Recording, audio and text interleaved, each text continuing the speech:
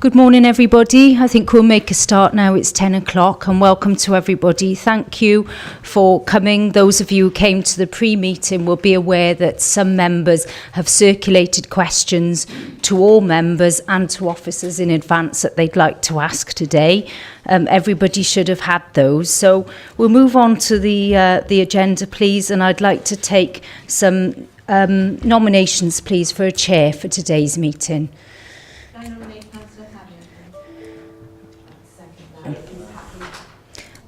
Okay, can we all use our microphones, please?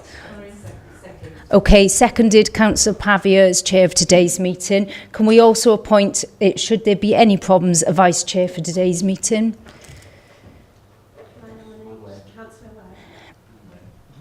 Seconded? Okay, thank you.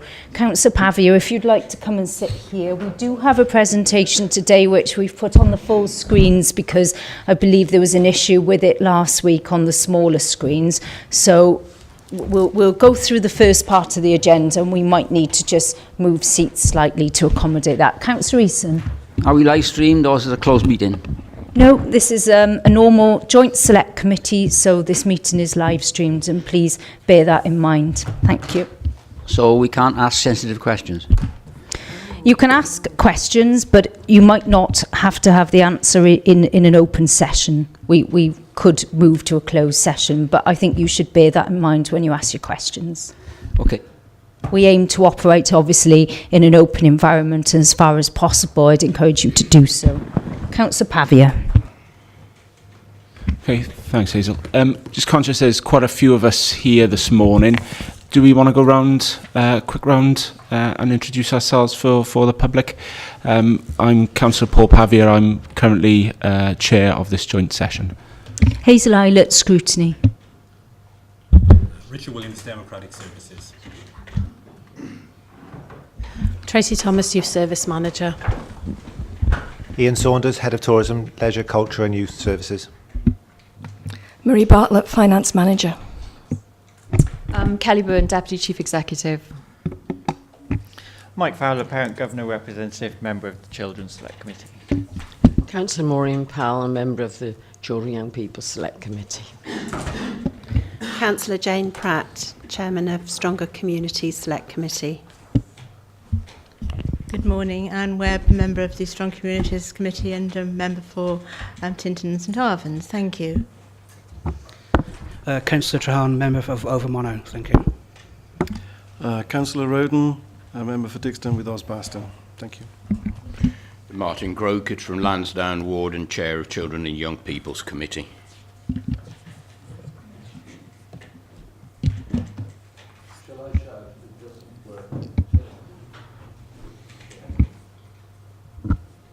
Councillor David Dovey, St King's Mark Ward, Chepstow. Councillor Tony Eason, Dewstar Ward, Caldecott, Member of Strong Communities and Audit Committee. No, I need it on. Debbie Blakeborough, Trinity United and Vice Chair of Economy and Development. Councillor Aaron Davis, Green Lane Ward in Caldecott. I'm a member of Economy and Development and Strong Communities Committees. Councillor Jim Higginson, not a member of any select committee, but I'm interested in this particular process this morning. I'm just here as an observer, and I'm a member for 7 Ward in Caldecott. Councillor Brian Strong, Congress. Richard Simpkins, Business Manager for Tourism, Leisure, Culture and Youth. Sorry, Richard. We've got to cut you off there. Do apologise. Thank you, everyone, for your introductions. If we go on to item 3 then, apologies for absence. Do we have apologies, Richard? Yes, Chair. Apologies from Councillors Becker, Feekins, Harris, Dr Daly, Woodhouse, Brown, Lane and Smith. Thank you very much. Okay, item 4 on the agenda is declarations of interest. Does anyone want to raise anything now or as we go into the piece? No? So as and when. Okay. Item 5 then is the future Monmouthshire preferred delivery model for tourism, leisure, culture and youth services. Before I hand over to officers, just a brief preamble from myself. This obviously precedes this current council, as those more seasoned councillors among us will appreciate. This will probably be one of the most important decisions as a council we make in this coming 5-year term. So the due diligence that has taken place over the last 3 years has been vitally important. I think you'll all appreciate that. Council officers have not rushed into one particular model or other. There's been a lot of work in exploring both options that were put forward by council back in 2014-15. I'm sure officers will give you a short potted history now. You will have the opportunity to talk frankly amongst your political groups about this issue, and I'm sure there will be a lot of further discussions with officers during those meetings. This is an opportunity for us to tackle some of the more technical issues and some of the governance issues, and hopefully we'll be in a position at the end of the session to iron out some of those concerns that you may have or your residents may have about this particular course of action. So without further ado, I think I'll hand over to officers. Are you kicking off, Kelly? Yep. Many thanks, Chair, and thank you to members for making this session this morning. It is a really, really important session, and because you would have received already a covering report, you'll have received a business case and a full business plan. What we've tried to do this morning is set out key aspects of those things on the slides that I'm going to present right now. So there's going to be a lot of detail, so apologies if it looks quite busy, but we felt it was important to try and extract those salient points just for completeness and just so we can have a very full discussion when it comes to questions and answers in a short while. The second point that I wanted to make really before we start is just to explain why I'm delivering these slides. I haven't been part of this small working group that we've convened to take forward and to facilitate the process around future options for tourism, leisure and culture. Those services do fall within my service area, but I've been quite independent to the process. I've been quite far removed. So these guys have facilitated. They've brought together the work with our independent professional assurance colleagues, but I've been quite separate to it, and I think it's right and proper that I'm able to present this today in a very independent and almost a removed way, if you like, because I don't have a vested interest one way or the other. My only interest is in what is right for this service area. So the guys can help us with the technical points, but you will see in the next few days the Cabinet report clearly carries my name, because I will be making recommendations as your officer to both Cabinet and the Council. And as I say, I think it's right and proper that I do that. So, okay, we'll make a start because we've got quite a lot to get through. And I think in the first instance, going back to the point that I made about being that sort of a service head, the person who is ultimately responsible for tourism, leisure, culture and youth services. Today, what we have is really the culmination of quite a long process, a process that's been looking for a good 3.5 years now at all of the different options at our avail to guide the future of tourism, leisure, culture and youth. What we've tried to do is to very much focus on issues of function and purpose. I know everybody gets excited about governance, about lines of reporting, about how it's going to work. But actually, these are considerations for the phase that we would move into post a decision. So there's a secondary phase of due diligence around what I would call startup. So in this phase, what we've tried to do is to be very clear about purpose. What is the end game? What is the problem that we are trying to solve? And what we've described as purpose is set out there. It's about a viable, sustainable and supportable future for these services. It's not about doing the easiest thing for these services. It's about doing the right thing to make sure that they are on that viable footing going forward. And the services are not the important thing. The important thing is the people of Monmouthshire, and then making sure they get what they need to lead the best lives possible. So this isn't about putting services first, this is about putting people first, and we make no apology for that. We all know context, so I won't labour that, but, you know, huge changes we're seeing nationally, regionally, locally in terms of big societal problems that need to be solved. Well-being is really foremost amongst those. And we're all well aware that, you know, demand is escalating all of the time, which again is impacting our ability to be able to address well-being. Our funding, you know, we all know the situation. Our funding is declining rapidly.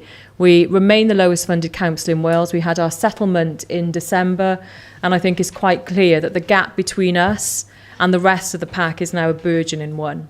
You know, there's quite a lot of clear blue water between us and the next local authority at the bottom of the league table. So we're not complaining about that. I think, Councillor Davis, you've raised the point many times. Are we just going to sit and moan, or are we going to be proactive about it? I think we accept this situation as the new norm. There are so many constraints and pressures on public services. We're not going to sit here and whinge. We've got to do something about it. You know, we've got to find alternative means of doing the right things. So as a council, back last year, you signed up to some important wellbeing objectives, 4 wellbeing objectives that came out of the process for the wellbeing assessment. So we went out and spoke to residents about what mattered. And, you know, really all of that goes to the heart of what we do in tourism, leisure, culture and youth. They are key services in terms of contributing to and catalysing well-being. So make no mistake, these set of services that we're talking about this morning, they may not be statutory, they're discretionary, but even as discretionary services, they make a significant contribution to statutory services and well-being. And if done right, they of course reduce the call and the cost of statutory services. So it shouldn't matter that we make this sort of moot distinction between statutory and discretionary, but I think for the purposes of today's discussion, it does matter. It matters a lot, and I'm the first to say, oh, it doesn't matter. But actually, what we've seen over the past, well, since I've been here, over the past 7 years, is these services can't be prioritised, they can't be protected, and they haven't been for the whole of that period, which is why they've always been the top, if not the second, but one contributor to the medium-term financial plan. And I think the reason for that is a really easy one. It's because the freedoms and flexibilities around running services like education and social care in new and innovative ways are much more limited. There are readily available options through which to run discretionary services in much more optimal ways. And I think that's the key message that we're trying to get across this morning. It's the difference between suboptimal and optimal. And I think that's the kind of difference we're looking to make.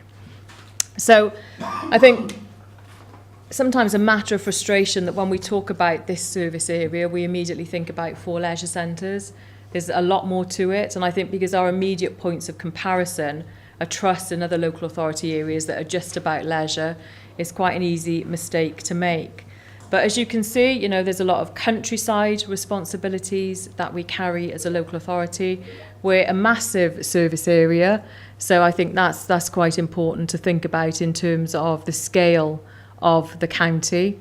We've got thousands, tens of thousands of rights of way, public footpaths. We run the outdoor education service, 3 sites, Gilwan that we own, along with Hillston Park, and Talabont as well, which we don't own, but is part of the service provision. Overseers of coastline, castles, a significant World Heritage Site, part of the Brecon Beacons National Park, and of course we encompass the area of outstanding natural beauty in the Wye Valley, and I forget how many SSI sites, you know, there are several of them, and they all come with quite stringent requirements, which we mustn't forget. Yes, there's the leisure centres, there's the museums, there's the major attractions, picnic sites, historic sites, you know, there are tens and tens and tens of these things for which we are responsible. The youth service as well, and I think we were quite clear when we have been speaking to individuals and political groups that the bit about the youth service we're talking here is the extracurricular bit. The majority of the youth service in this proposed transition actually does stay with the council, so we can talk in a little bit about what that actually means.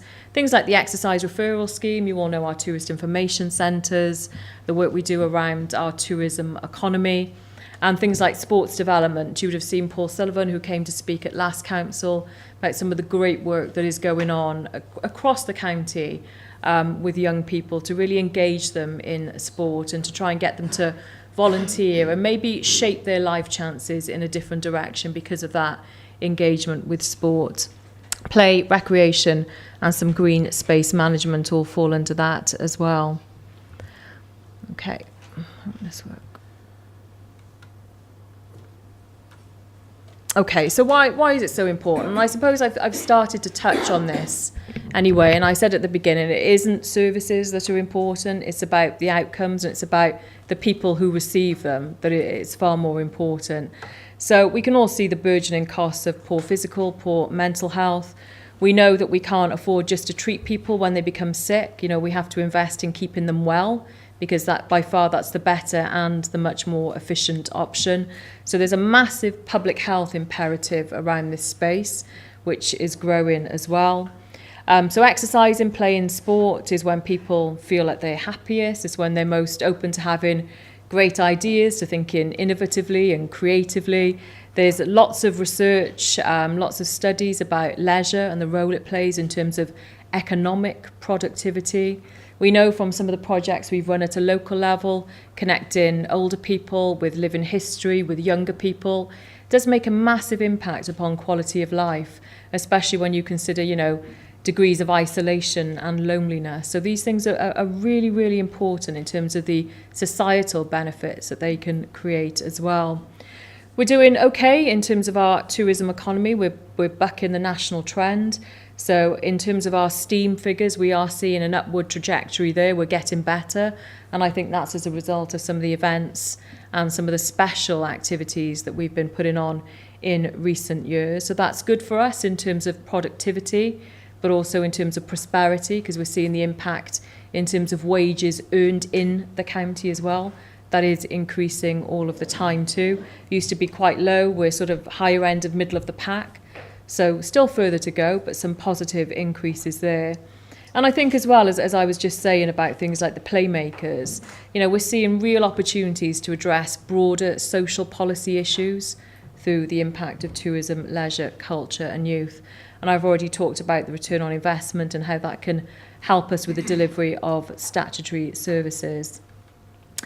So the current position then, and again, you know, this is really important from a technical point of view, but when I first joined the council in 2010, and I've always had responsibility for these services, the budget for the service area was about 6.5, nearly 7 million actually, and today it stands just over 4.4 million, which is about 3% of the council's total budget. So when you go back to that slide I presented a few minutes ago, where all the stuff that we do, I think we make that 4.4 million go a long way, you know, especially when we compare ourselves to the cost of running similar provision in other local authorities. Leisure has always been commercial, and I'll address some of the questions that have been asked around commerciality in a few minutes' time. I think we're up to about £1 million in terms of direct debits at the moment. So the everyday commercial stuff runs really, really well. It's always outperformed all expectations. And if you go back 7 years, if it's not the top contributor to the medium-term financial plan, it's number 2 or it's number 3. So we'll address this issue of commerciality, I think, in a few minutes' time. So over the years as well, we've made huge concessions. We've lost things like free swimming for the over 60s. We've lost funding for things like play schemes. But instead of declaring a pressure and saying, oh, we can't afford to run this, give us more money, we've absorbed those things and we've just had to generate more income to keep these additional benefits going.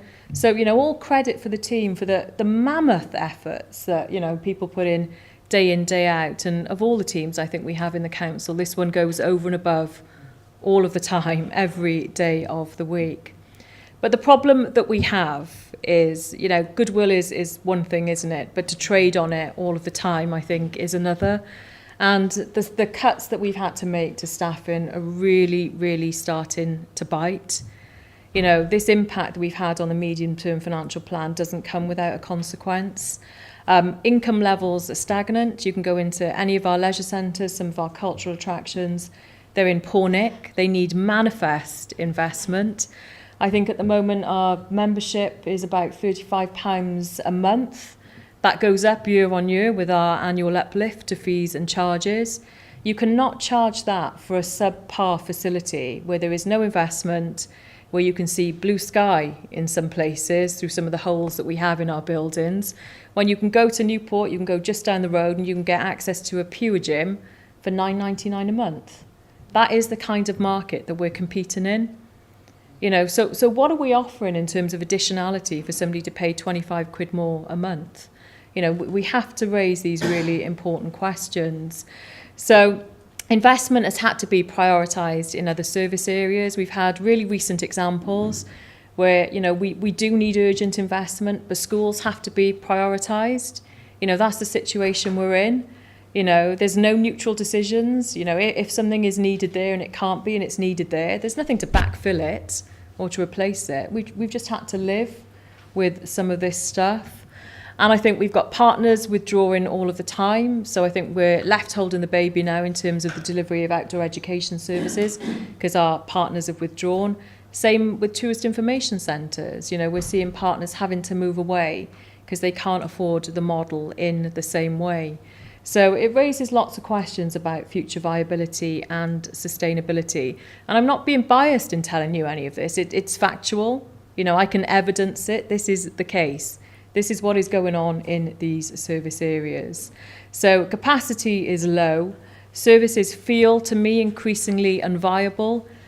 Just thinking into next year, I cannot think what we can do to make more money or to save more money across these services. And I'm always awash with ideas, but I think the well is just about run dry.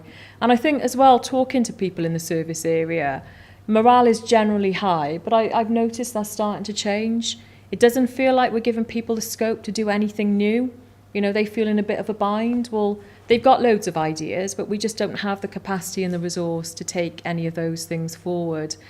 And I think if things stay the same because of the expectations of the medium-term financial plan, which Marie will talk about shortly, managing decline, reductionism, a smaller footprint is our only option going forward if all things were to stay the same. So how could services live then within the medium-term financial plan model? And I think given the level of savings that this service area would have to contribute over that period, we would be looking at reductionism. You know, I'm not proud to say it, but I think that is where we're at. So looking at opening and closing times, not doing any value-added activity, again, cutting back, maybe closing a site once a week, maybe more. Again, losing staff, and I think our ability to sort of recruit to some of these more specialist positions isn't a good one. More medium-term considerations then as we get into year 3, 4, 5, you know, we would almost certainly be looking at rationalisation or full closure of some of our sites. I think that's the position we would be squeezed into. So understanding the problem that we were trying to solve, I think, was quite sort of central to kicking off this process. We started back at the end of 2013 looking at museums. We quickly widened the scope. In October 2016, Cabinet approved the original set of full options that were put forward. So that went from transforming house all the way to do nothing. And you can see the options that we explored at that outline case level in between. In March 2017, Council agreed to progress the transforming house option and the alternative delivery model option. And officers were then assigned to work to prepare the full business case that would set out a comparative analysis of those two options. Select Committee considered those back in July 2017. And I want to come back to this point about independence. Yes, this process has had to be necessarily facilitated by an in-house team, but all of the professional assurance, testing of income pipelines, testing of assumptions, business case modelling has come from, you know, independent professionals who sit outside of this council and whose task it's been to guide the best model for future service delivery. So again, apologies for the busyness of this, but I'll try and summarise it. What we've tried to do here is set out that comparative analysis. So you can see on the left-hand side the transforming house model versus transfer to the newly established trust or alternative delivery model. So over a 5-year period, if we were to stay in-house with some transformation, and there are some other limits to this which Marie will describe in a few minutes' time, Cost to the council would be nearly 2 million above the line of the medium-term financial plan. So all of those things that I've just played out in terms of reductionist scenarios would almost certainly come into play. There would be limited opportunities for enhancing services being truly commercial, I believe, because of our decline in asset and staffing and resource base. You know, there is limited commercial expertise within the council, not everywhere. Lots of services understand commercialism. Lots of services understand business discipline. It's bread and butter stuff. But we run about 670 services in this council. Not all of them have a commercial end. So when you talk about the back office services, not all of those services come in every day with the aim of making tourism, leisure, culture and youth make more money. They've got loads of priorities, stretching their time. So the system isn't always geared up towards this end. And I think this service area is quite unique in that it does have to be commercial to survive and thrive. The council is obviously limited in terms of how it can trade, how it can access different sources of investment, which again reduces the range of potential options. And I think for me, one of the biggest issues is, in terms of sort of balancing wider council responsibilities, if tourism, leisure, culture and youth were to stay inside, they would have to be prioritised within the council. Because at the moment, one of the big issues that we have are around things like marketing and branding. We've got great professional marketing expertise within the council, but if these guys need to sell a product in 2 weeks' time, the wait for those professional marketing services is about 8-10 weeks. They can't afford that wait because that marketing offer has to be stretched across all of those services in the council. It isn't geared up just towards this one. The same with, you know, repairs and maintenance. We would effectively be jumping the queue.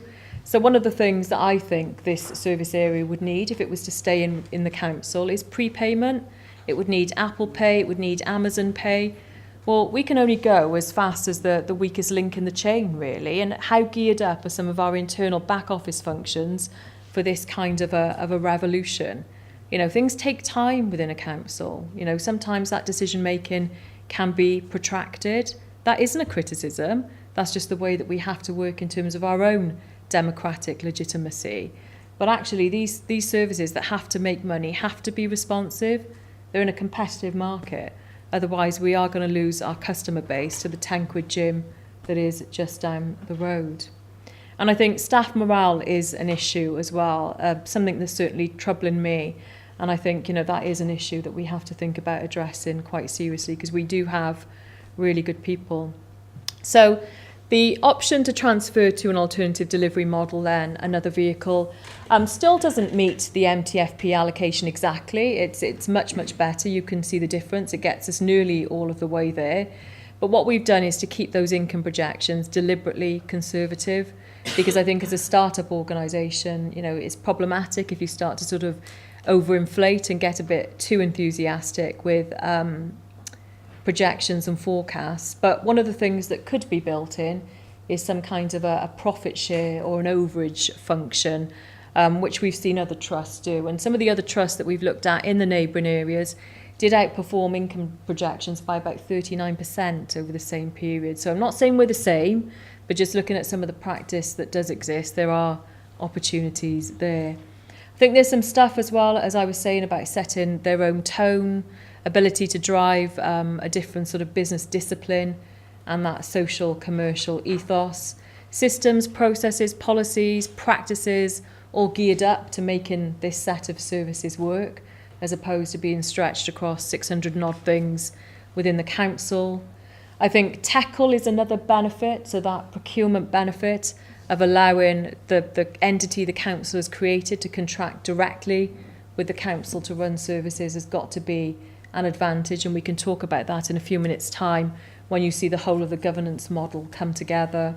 So staff morale, the ability to tap into outward social capital through things like board structures, and even though it would be arm's length from the council, so there would be control and influence, as is right and proper, from the council, but it would be different to what it is now. There's no point trying to pretend that it would be the same. That freedom and flexibility would be necessary to its future success. And I think as well, what we would be looking to do is to make sure that any new entity that was created, subject to decision, did create an impact on wider council services. So doing more to detract people from some of the costly statutory services that they may end up in. So in terms of some of the considerations then that we've tried to play out in the business model, so to give you absolute assurance, and you would expect this given the length of time that this has taken, the full 5-case business model has been followed. So all of the assurances are there around things like strategic, financial, economic, commercial and the management case. So terms like commercial and optimally efficient operating model may seem a bit radical, they may seem a bit fanciful, but these are terms and these are concepts the council itself is going to have to grapple with. You know, we're not comparing away sort of a brand new shiny model that can stand on its head to a slow lumbering council, because the council isn't slow and lumbering, but actually it's going to have to accelerate its pace because the financial pressures that face this service face the whole of the council. So the council itself is going to have to get a shift on with adopting this kind of mindset and this kind of way of thinking.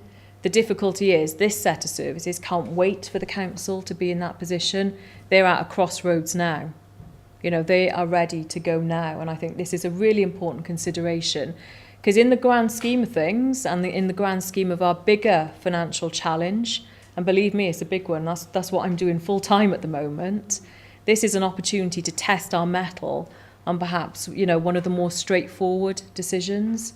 And I think we should look at it like that as a bit of a test case on a much more straightforward level. So thinking about what the future holds, the council itself is going to have to take some quite radical action. And I think the problem that we have to solve at the minute is how do we optimise these services?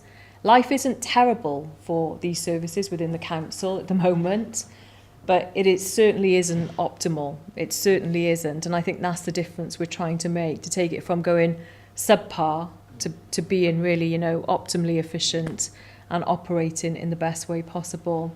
And just one thing I think I want to make clear, again, from my vantage point of being quite independent of this process, transferring these services outside of the council and giving them that impetus, momentum, setting those targets is by far the harder option. It would be much easier to stay inside the council, to manage decline, to get smaller. You know, in fact, I'm sure that's what some people would rather, but it's not the right thing to do. And I think that is the difference between easy and right things, isn't it? So other considerations as well, we've set out some of the barriers there, which I've mentioned already, complexities around developing commercialism, some of the freedoms and flexibilities. I did want to sort of talk about the issue here of terms and conditions, because I'm sure this is one that will crop up time and time again. And to be absolutely clear that this business case and the plan that you have in front of you is not predicated on changing current staff terms and conditions. It isn't. You can see that through the way in which the figures have played out. But there is an idiosyncrasy that I think we all need to think about. And that is that for some staff who work weekends, they get significantly enhanced pay, sometimes at the rate of double or triple time. Now, any entity, whether it's within government or outside of government, if you're going to try and run events at peak times on weekends, you know, whether it's a wedding or it's a concert, and you try and make these things commercially viable and compete with the private sector, if you are paying people double or triple time, you cannot afford to do it. And I think one of the things that the ADM would need the flexibility around is changing that arrangement around enhanced pay. Because if it can't, and it can't compete, and it can't put events on, then it can't create jobs, lots of jobs where everyone is paid at a fair rate. It's one thing, isn't it, to you know, have an organisation where people are paid £30-odd an hour, but there's going to be less and less of them over time because we can't afford to do it. So it's counterproductive.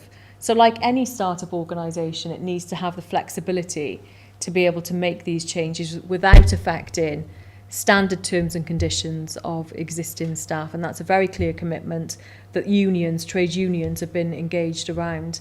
So I just wanted to make that absolutely clear. And the last point on this slide, again, is an important one. So the business case that you have in front of you is predicated on income projections. It's predicated on a clear financial case based on what comes in and what goes out. It isn't based on additionality.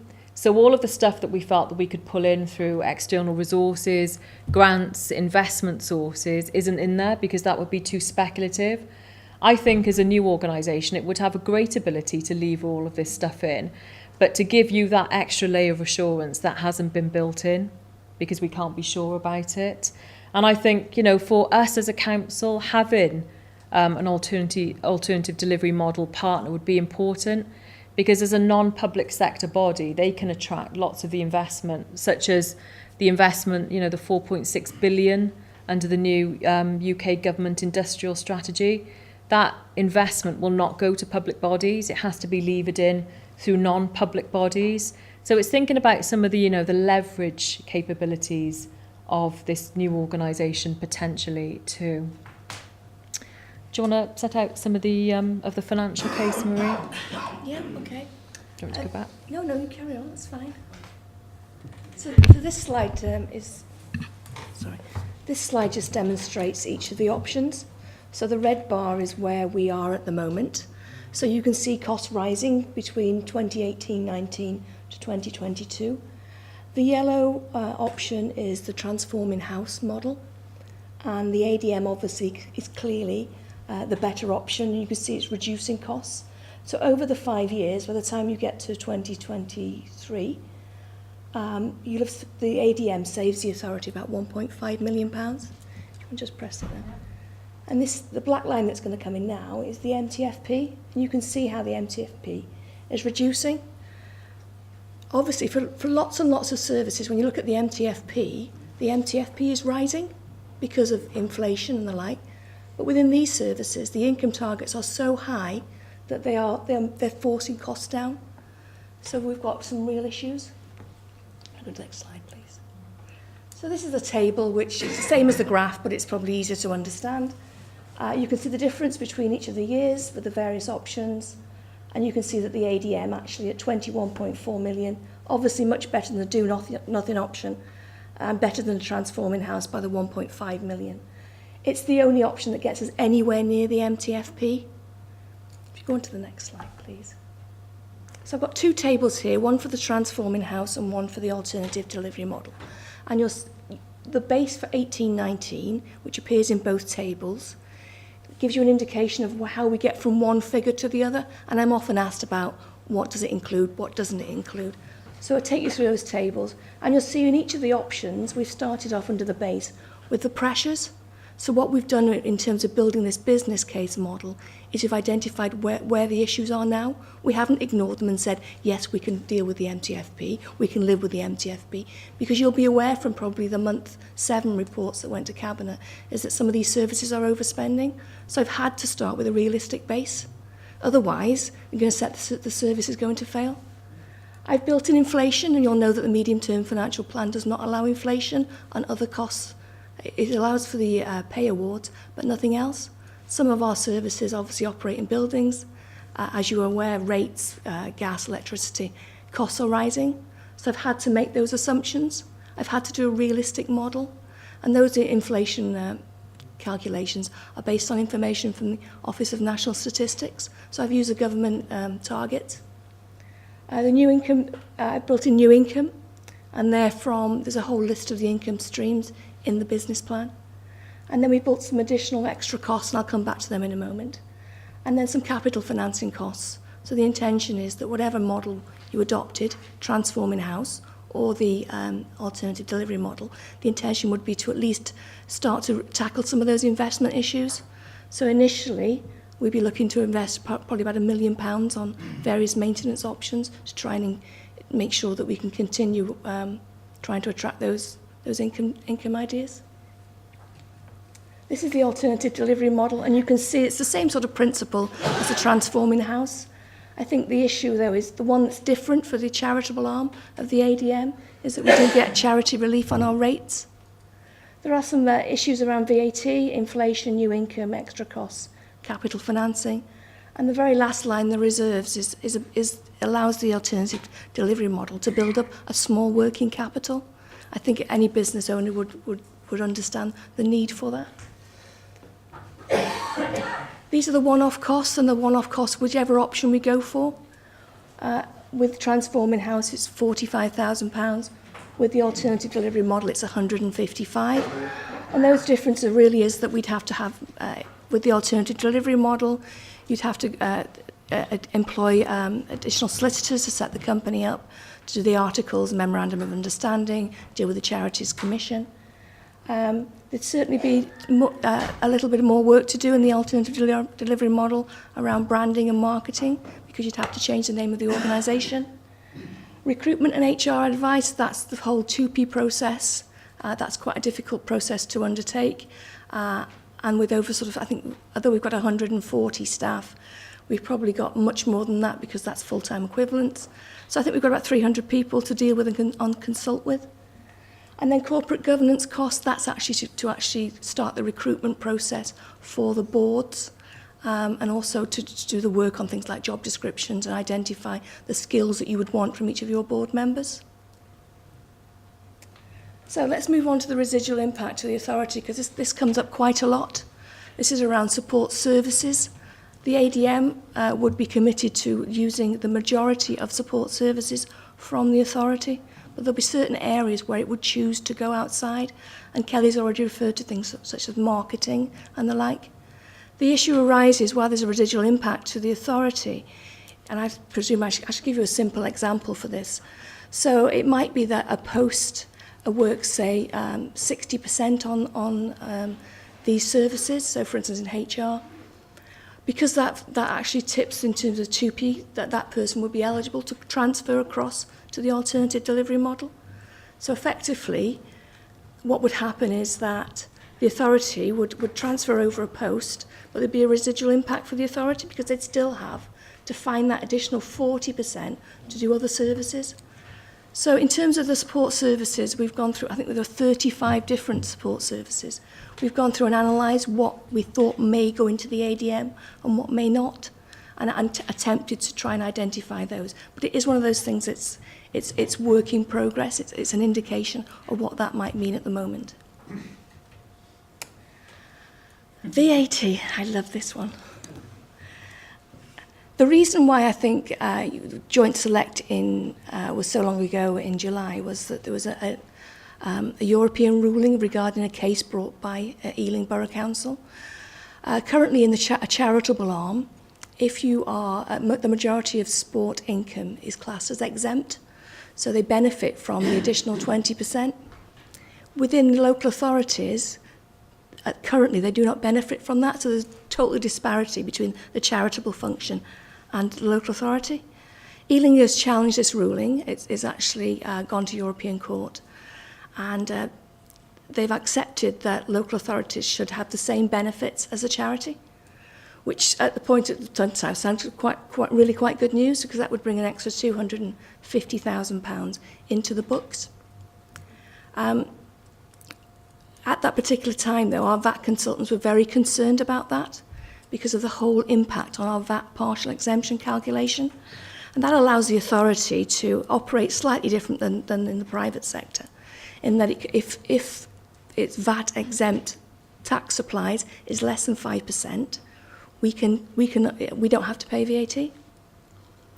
What this ruling does, though, is it pushes us into breaching that partial exemption limit.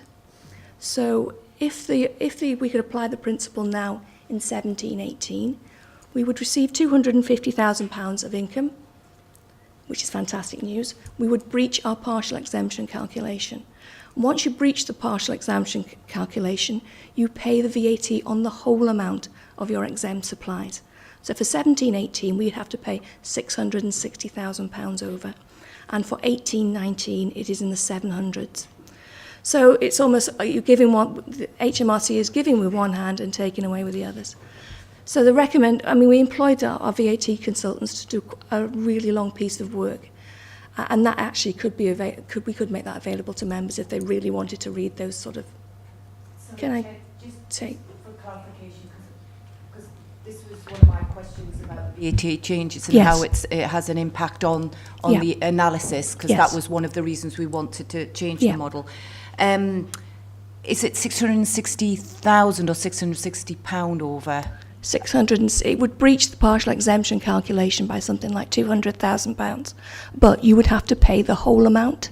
Right. Okay. You don't just pay the extra over the 5% limit. It's suddenly that the whole thing goes back. Right. So 660k, isn't it? It's 660k, and for next year it's 770,000. And the issue with this is that you'd have to manage your partial exemption calculation very carefully. And in terms of anything that attracts exempt income, so for instance like leisure centres, market halls, etc., you'd have to be very careful about when you did your investment. So it would limit the timings of when you could do things. And it might be that you might decide that next year you're going to do a replacement at Abergavenny Leisure Centre. Actually, you might find that that's going to cost you a lot more because it pushes you into more and more in the partial exemption calculation. So the Centurion, which are Monmouthshire's VAT advisors, have come up with a recommendation that actually it does seriously breach our partial exemption, and that the recommendation would be that that perhaps the ADM might be the right alternative at this point in time. I think it is quite complicated, but I can send you all the information if you'd really like to read it. Okay. Everyone starts to go to sleep when I talk about VAT. I'm not surprised, really. Some other financial considerations, looking at the fixed assets. And we've done quite a lot of research and talking to other trusts. And the preferred model, and the model that seems to work well for other local authorities, is that they retain the ownership of the assets, so they stay with Monmouthshire. So there's no risk to you in terms of losing assets or an ADM going away and selling off assets. They are Monmouthshire's assets, and they would be leased to the ADM. And obviously the lease arrangements have yet to be negotiated in terms of who does maintenance and how that works.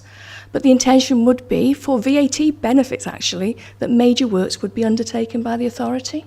And what would happen is that the ADM would pay for those through obviously by raising a loan, but the authority would raise the loan for the ADM. The work would be undertaken by the authority because it would benefit from being able to claim back the 20% VAT. And then what would happen is that the extra income earned on those assets would be repaid back to the authority to pay for its loan charges. So it's what we're trying to do, I think, is almost exploit some of the tax. I was going to say, is it tax optimization? Yes. I was trying to think of the right word rather than say it's not evasion, because Phil would pick me up on that. But basically we're trying to make sure that we can get the best value in terms of spend and where it sits. Yeah, if you can. Have I finished it? Yeah, and I think the only thing is obviously that the ADM, the option for the ADM includes an allowance to build up a small surplus, just under 450,000 by year 5, and that's to deal with any emergencies and the like. But as Kelly has indicated earlier, we've seen lots of trust arrangements where once that has been achieved, then there's a profit share arrangement to be had. The other option sometimes is that they either agree to invest that into either reducing the grant that you would give to the alternative delivery model, or in some services what's happened is they've reinvested that into the maintenance of the buildings. So the options are very fluid. I think that's it, isn't it? Thanks, Maria. And I think some of these options, should the decision be made to transfer to an alternative delivery model, would be considerations for that next startup phase of due diligence. Just to reflect on that VAT stuff, because I think it really is important, and I know Maria has sort of explained it in quite an understandable way. It's quite different when you read the document because there are so many complexities. I know that's the general gist of it. But I think, for me, when I read that document, I thought, well, okay, the council could manage that hit on its income if it felt so strongly about retaining these services. But I think the sort of real fly in the ointment for me when I read that was, so say transforming house was an option And to transform in-house, to sort of make the income projections and the pipeline, we had to do what we were doing now with Monmouth Leisure Centre, with every other leisure centre. The difficulty is we suddenly wouldn't be able to do that because of the wider council consideration about when we could invest. Because when you weigh everything up, it might not be the council's priority, with everything else considered, to say, yes, we will update Caldecott Leisure Centre in this year. So the whole business plan suddenly becomes flawed because of breaching that overall partial exemption, which would take huge management right across all of the different council functions and services.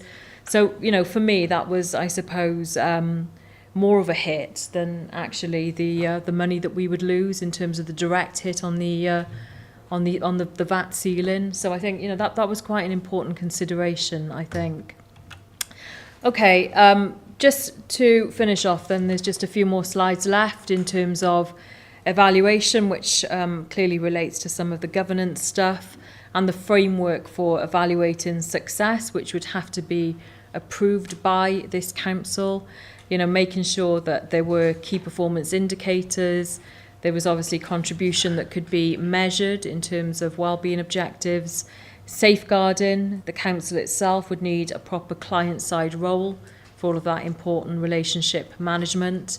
And then the cycle of proper and full reporting through to council outside of the governance structures, which would have council influence, but reporting back and through to council in terms of both objective setting and reporting back on how well those objectives were met. So some of the basic stuff that you would expect to see in any kind of legal agreement that sets some of that stuff out. I wanted to touch on sort of some of the engagement, particularly around some of the staffing, because as you would imagine, over a 3-year period, that engagement has been fairly extensive and ongoing. So lots of businesses engaged, town and community councils, there's been public engagement, there's been change ambassadors, there's been a lot of work with staff who've been involved at every step of the way. And I think some of the interaction with trade unions has been particularly important as well. And I think they've valued some of that, but we can tease some of that out in due course. And some of the staff support for what is going on. Not everybody is going to support this for some of the reasons that I outlined earlier. This is change on a significant scale. But I think that, you know, for the most part, people are sort of telling you guys that it feels like the right thing to do. They can understand and see a future in this, where it's much more difficult to see a future as things currently stand. And to finish off, I think that quote probably says it all, really, in terms of, you know, sometimes it's difficult, isn't it, to say what an alternative looks like or to dream it up. We don't always know. We don't always know what that is going to look like. And there is a risk in that, isn't there? But I think we all feel the much bigger risk is in omission. You know, the bigger risk is in standing still and not doing something. And for my part, and my recommendation to both Cabinet and councillors, that is going to be doing nothing and things staying the same, I believe, is indeed reckless behaviour. Okay, can I thank the Deputy Chief Exec and all the officers for their work in this detail, not just in the detailed presentation, but all the documents that were submitted to us. They were very, very detailed. Particularly that I thought the question and answer document was helpful in terms of guiding us to those relevant sections. Just a reminder, our recommendations are to scrutinise these papers, and in terms of process, there's a special Cabinet scheduled for the 29th of January, where a final decision will be made, and then there'll be a special full council on the 15th of February, where that decision will be endorsed and ratified or not. So we still have some flexibility in terms of I suppose putting some points or suggestions to Cabinet in terms of what it might think about or like to think about in terms of its deliberations. I know there were also at least 2 sets of questions. Councillor Blake-Brown, Councillor Davis had submitted questions. Councillor Eason had already submitted questions, and I think he had some questions answered. Senior officers, do you want to address some of those questions those written questions now. I know some of them may require a written response, and I understand that because of the detail and the completeness required. I don't know whether you want to address some of those before we go into open session. Yeah, it's okay. Chair, if I just start, because there's one question that I would particularly like to answer, because I know it's going to come up time and time again, and I think it's this question about commercial failure and how commercial can we really be? Do those skills exist? Because again, you know, the old examples come up of CMC squared and events, and I understand why. But I think for me the distinction is, you know, failure with a comma or failure with a full stop. What is survivable failure? And I think both the examples that have been mentioned, and there are only 2 examples, and as I say, you know, they don't list the tens and tens of other things which are commercial successes. Just 2 have been picked out. And if 2 amongst all of those commercial successes is our failure rate, then I'm really, really pleased with that, because that's good going commercially for a start. But, you know, I think it's what comes next that counts. So let me just pick off those 2 failures that have been mentioned. So CMC squared, yes, it did close its books with a deficit that the council picked up, but it also set up a company called Apprentice that's got, you know, several hundreds of thousands in the bank and has put nearly 130 young people through 3-year sustainable apprenticeships. So is that failure? I would argue not. The summer events, okay, another deficit position that will be reporting there. But again, you know, we're not at the end of that journey. There's a concept to be proved there. In fact, we did prove it on one of the events, which was a commercial success. So again, it's about survivable failure, isn't it? We live to see another day, we go on, we address those failings, and we make sure that the next model is a successful one. I think I've already said that these service areas have been the top contributor to the MTFP, so I don't see how that is not being commercial. And, you know, several of us worked on City Deal and were the only local authority to secure a £511 million commercial deal with, you know, a global technology company. So does that make us commercial or not? You know, I would just sort of ask the question back. So I don't think the question is about commercialism. I don't think it's about that at all. I think it is about tolerance of failure. And I think, you know, this conception about being commercial in the public space, there's lots of other considerations that the private sector doesn't have, that this new company will still have around state aid and procurement. You know, it's not as easy as just doing what you want to do. There's lots of things that we still have to observe. And okay, I can put a cost. So for example, on events, it's going to be reported that we lost £140,000. That puts a dent in public money.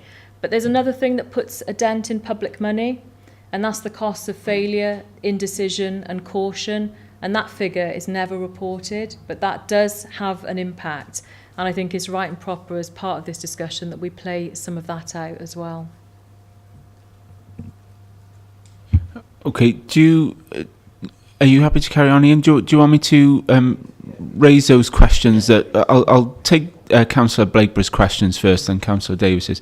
So the first question was, how does the VAT changes impact on the ADM option benefits analysis? Are you happy that question was answered, Councillor Blakeburgh? I'm reading it that actually it doesn't make any difference. We don't benefit because of this, what you call it, this partial exemption rate. That basically means that it's not beneficial in-house then. That's what I've read as. So yes, I'm happy. Okay. Question 2 was, how does the ADM option maximise the benefits for our local residents? Do you want me to run through them, Ian? Yeah, okay. Question 3 is, what are the reasons for not exploring the costs and benefits of working with another organisation as a joint venture and sharing the service delivery?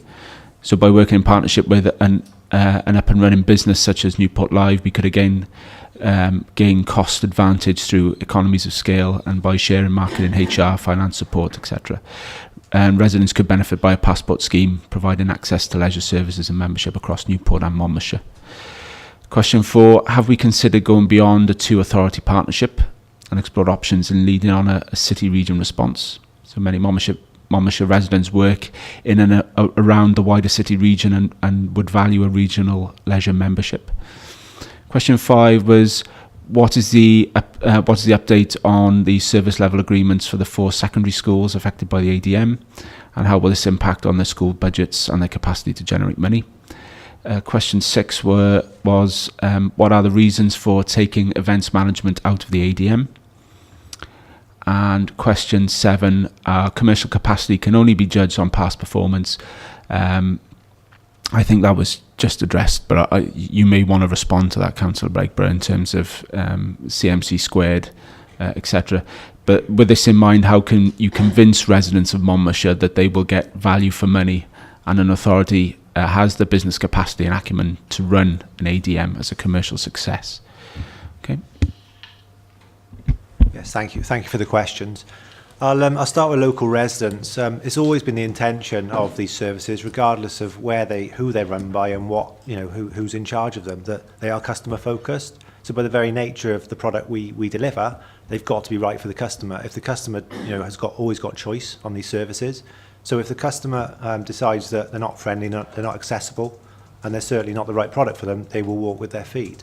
So I think local, in particular, the way that the transforming house or alternate delivery model has been positioned, they would both put the customer in the centre and the citizen in the centre of the services, because by the very nature they need to do that, else they will fail in the first instance.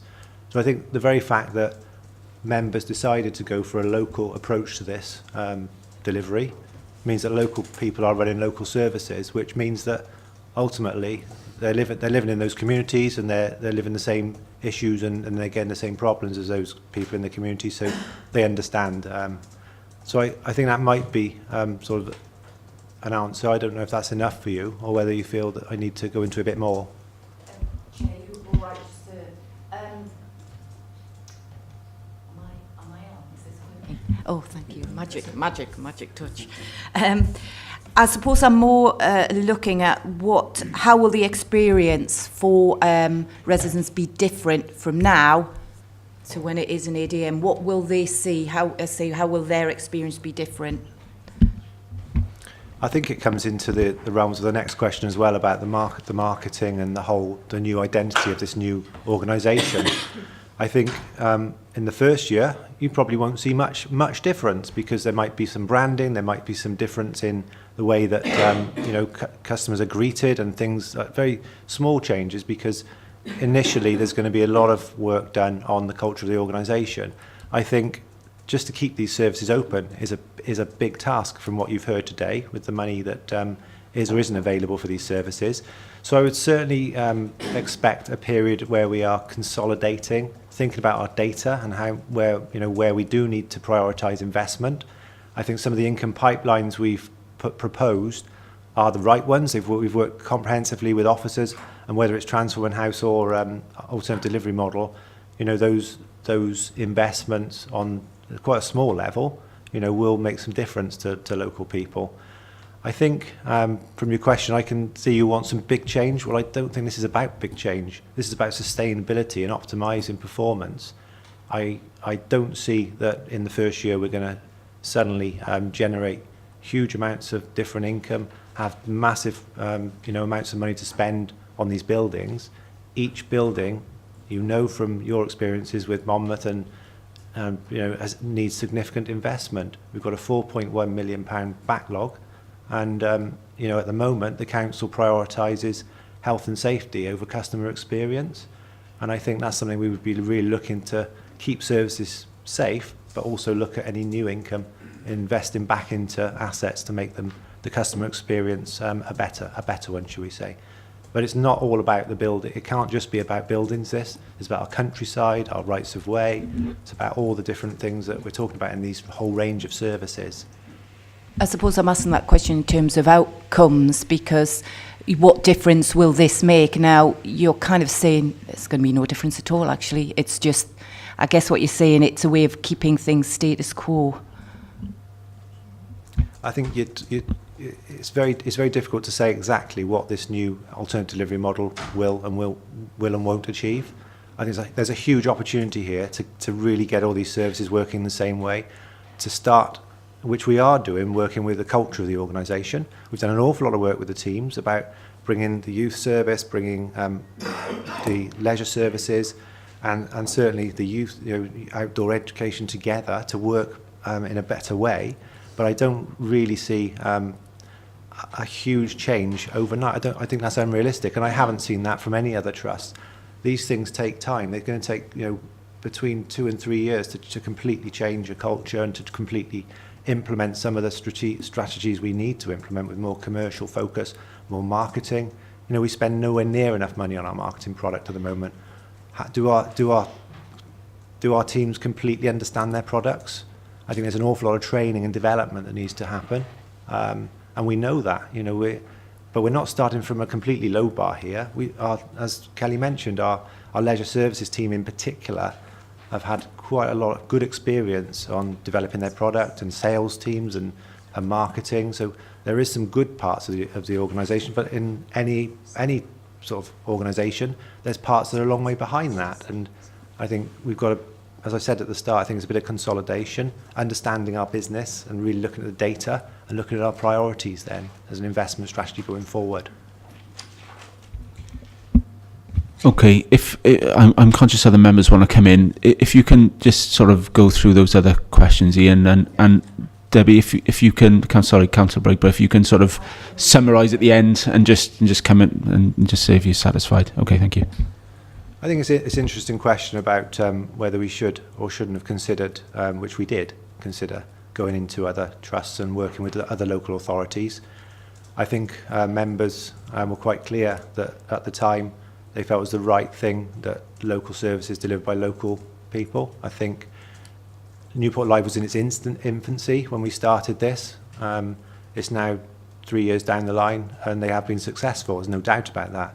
Torvine Leisure Trust has been very successful, but they are very leisure-centred offers.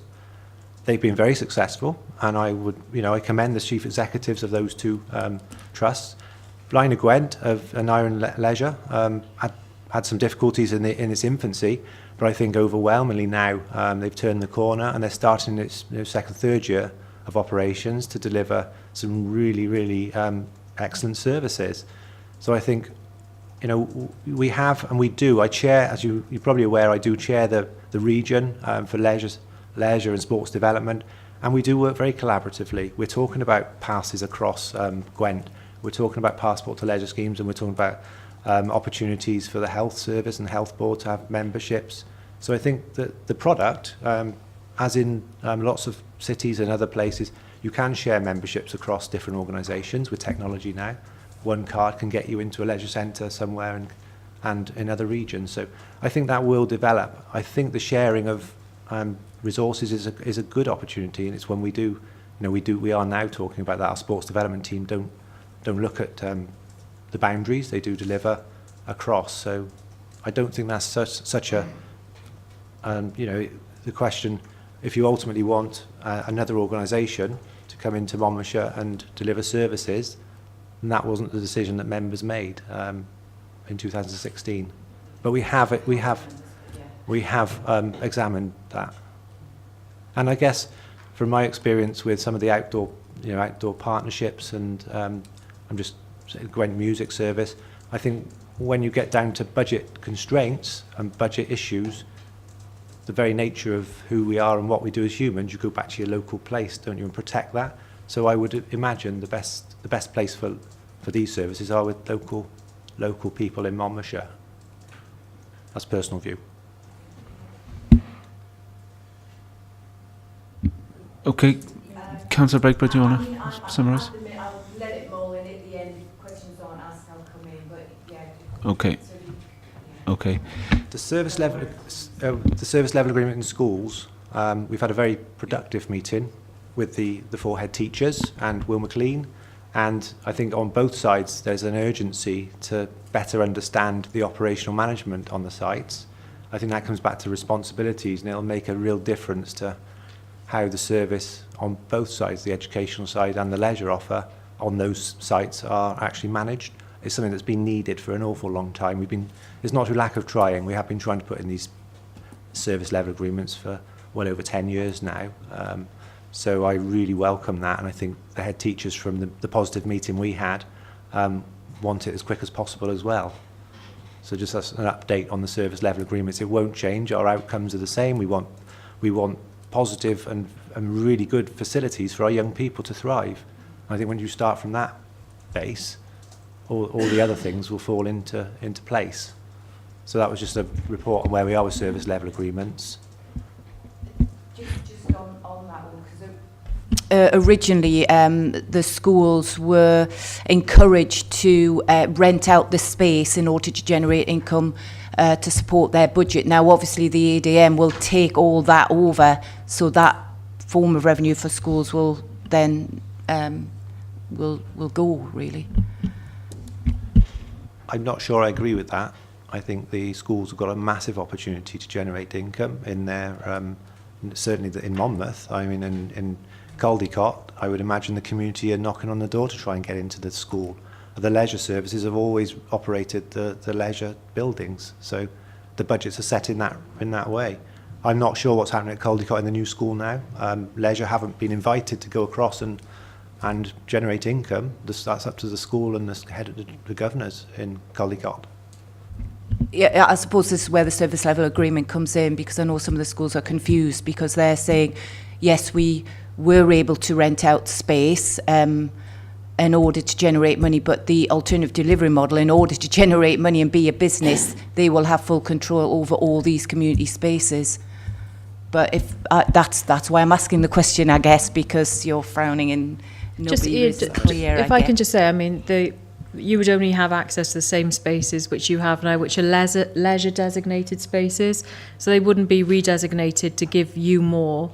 And I think this is a misconception, isn't it, that these are school spaces that leisure run. They've always been designated as leisure spaces, so we're not suggesting anything different there. Just to be very clear about that, we're not suggesting we go into schools and take anything over. It's only access to the leisure facilities we've always had access to. Yeah, if I could back up what Kelly's just mentioned there, when I started in the authority in 2001, community education was thriving in the school sites, and in the evenings the leisure department actually managed the community education and facilitated all evening classes and everything. A result, I'm not going back over old history here, when schools started charging the community education charges for rooms and everything else, community education decided to move out from the schools, and unfortunately that void has never ever gone back into the schools. Leisure have always continued to operate the leisure buildings, but the school classrooms is all the ownership of the school and the head teachers, and whether they decide to hire those classrooms out or whatever, they'd have to put in appropriate and suitable arrangements for that to happen. Leisure would do it if we were asked to do it, and we'd see it as an opportunity, and maybe the new alternative delivery model would have those arrangements with the head teachers and the governors on the schools. But at the moment, that's not what happens in any of our comprehensive sites. I mean, I'll leave the questions now and maybe discuss with it later, but I know there's a lot of issues around who opens up, where's the access, who's accountable for these spaces, and there is definitely mixed messages, I think, in terms of who will gain financially from using those spaces, but I can ask some questions, outside or whatever. I think there was one more question in terms of which may come up, so hopefully if we can address that now. What was the reason for taking events management out of the ADM? I'll answer what I can answer, but I know Marie's probably in a better place. It is a financial consideration, and again, it's complex when you start talking about expenditure and VAT and what is and isn't exempt from income and expenditure. One of the main considerations, and I believe Marie, you're probably better to talk about this, is that we would, if we went outside the authority, we would have to pay the VAT on the artists and all the different infrastructure and that. So I think that was one of the major considerations for that. The ADM will still do community events. Clearly, we're going to do weddings, conferences, and small-scale local community activity. But the major events you're talking about, the really big business, I don't think the ADM would be in the best financial place to do that, but also the risk involved around that. We just wouldn't have the cash flow or the cash injections to do that type of work. But I'll leave it to Marie to just clarify that. Thank you, Ian. Yeah, that's right. At the moment, the authority can reclaim its VAT back on all the expenditure. So in terms of putting on these huge events, so for instance, they might cost the authority £200,000, they're going to cost a private business £240,000, and they would cost the ADM that. They would still benefit from the cultural exemption on income, so that would be benefit. I think the issue really lies around, I mean, there is a review being undertaken at the moment about events, about how they're delivered, and there are different options, there are different models available. The current model, I don't think would be suitable for an alternative delivery model, certainly in terms of cash flow, where you've got to outlay quite a considerable amount of money up front, and you obviously have to be very aware of the risk of that. And sometimes some of the deals, for instance, with people who are selling tickets for our events, we didn't receive the income from those ticket sales until after the event, whereas certainly some of the artists were asking for 50% of their fee up front.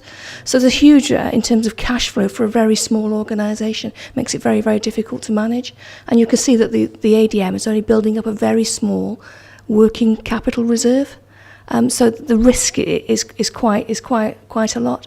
There are some various other models that are available that the review will look at in terms of, could it be that we hire the actual for instance, Castle grounds to a particular events company, and then there's some sort of profit share arrangement. So there are these options that are still being determined, but at the moment I think in terms of for a new startup organisation, that's probably a risk too far at this point in time.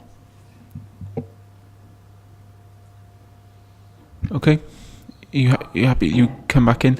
I'm conscious there's a councillor's been waiting patiently. Councillor Davis, if I take a few from the floor and then go back to your questions, you happy with that?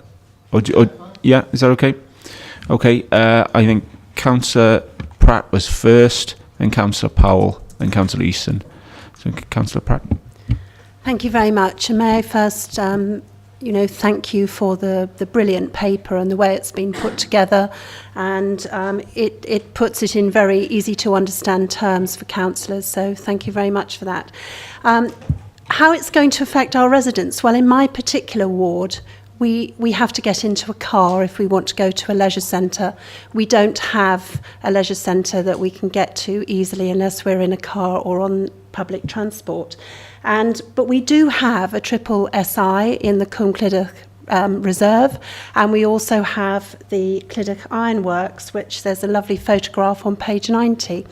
Now, really my question is, I see this as a tremendous opportunity of developing sites like these, and I particularly like the way that we can connect people with heritage and place, because certainly in my area of Llanelli Hill, Gilwern and Clydach, there is a lot of deprivation and people on low incomes, and for them to be able to really make the best use of the facilities that are on their doorstep.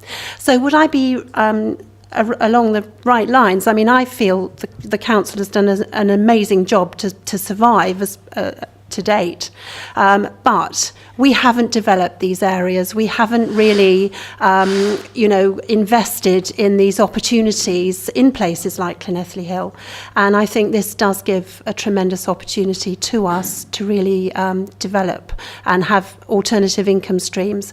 Would I be right in saying that, and in implying that in fact these areas have been neglected in the past, and this will be an opportunity for us? And that's thank you.